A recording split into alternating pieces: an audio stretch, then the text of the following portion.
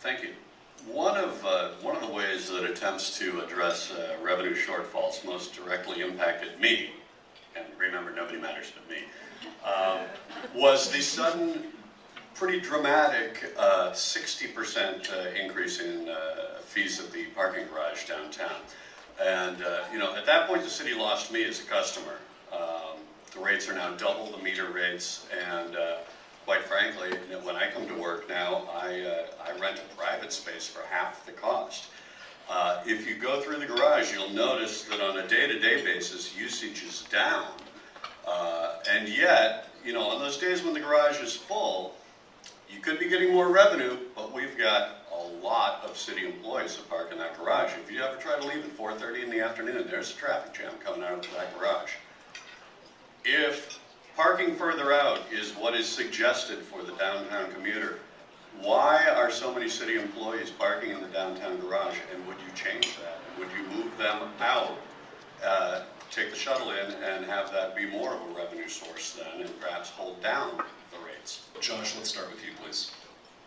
Sure, that's an excellent question, and I'm going to put in a plug for my website, cohenformayor.com, because about 2 weeks ago I released a specific 5-point plan to improve parking.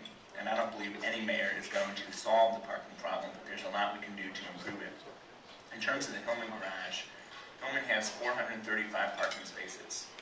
Of those, 10% are available for people who do not have monthly passes. So we're talking about the prime parking garage right off of Main Street, and 90% of the spaces are already claimed by either city employees, when the majority of them are actually employees of downtown businesses. So a parking strategy requires several layers. In terms of the city hall, first I'm going to lead by example and give up the mayor's reserved parking space. I was at the parking garage during the boat shows, one of the busiest times of the year, and both entrances had the full sign lit, and cars were lining up waiting to get in, and the mayor did not happen to be in the office that day, so there was this vacant space right there on one of the busiest days of the year. I'm still going to have a parking pass to Hillman Garage, but if I'm not at Hillman, I don't want to be taking up one of those 435 spaces. So that's a small thing, but it's important to lead by example. In terms of the city employees, we have Knighton Garage here behind Lemongrass, which is about half full, half empty. We have Gott's Court Garage. As mayor, I'm going to work with the employees to reduce the number of employees who have parking passes at Hillman through incentives and other means to get more city employees parking up here at Knighton. That in turn will free up a lot more spaces at Hillman.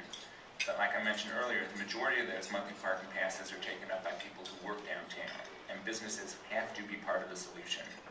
And one way to accomplish that is to offer deep discounts for parking at Knighton, for example, $2 a day, so that it adds up to serious money over time, so that local business people and their employees have a monetary incentive to park here at Knighton, which will in turn again free up a lot more spaces in the parking garage.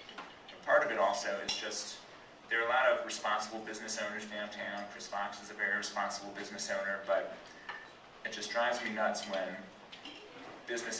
some business owners complain about the lack of parking, and then they're the ones walking out and feeding the meter because they're parking in front of their own store. Businesses have to be part of the solution. Chris Fox. I think a 60% increase in parking fees is just completely irresponsible. Maybe it was 5 or 10%, that would be more reasonable.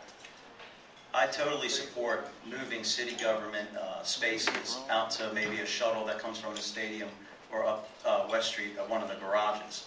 And this will absolutely improve the city's transportation system, because I'm in the belief that if city officials have to start, city government employees have to start riding our dumpy bus system, inefficient, AC's not working. I took a ride yesterday on the bus system all around town with a transportation professional.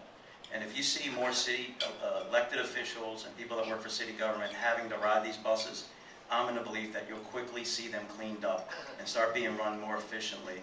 And this will free up spaces. It will help the local economy. This will free up more spaces, over 100 at the Hillman Garage, and it'll give not just business people and people who work here more ability to park, but visitors who come here and spend their hard-earned money. Dave Cordell. Well, I find it interesting now how over the different debates that we have, Josh's position on parking in downtown is slowly evolving towards what I've been saying all along, especially with the parking pass issue. Months ago, probably 4 or 5 months ago, I gave up my parking pass to the garage. I still have the hang tag because I go around town. But before Josh was saying he's going to give up his mayor's parking spot. Well, while Josh is out driving around looking for that parking spot, first I've heard now he's going to have the card.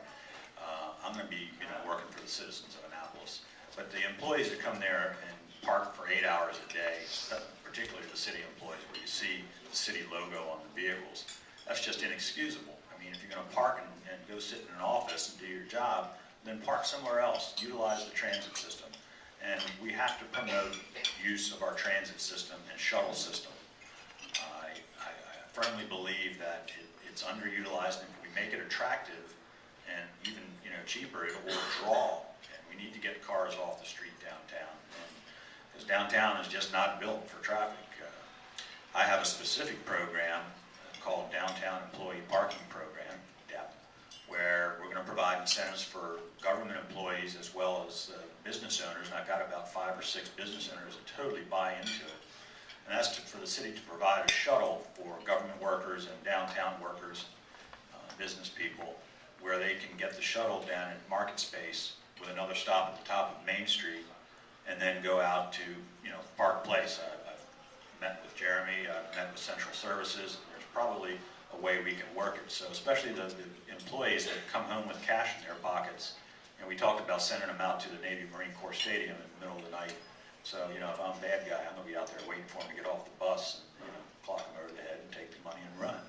So if we go to a secure lit out of the downtown area and give these incentives for these young people, especially that go out and feed the meters every 2 hours, or check their tires for the chalk, or get the ticket, if it's financially feasible where they can make and keep $25, $30, $40, $50 of their income, then they're going to get on that bus. I mean, it's just common sense.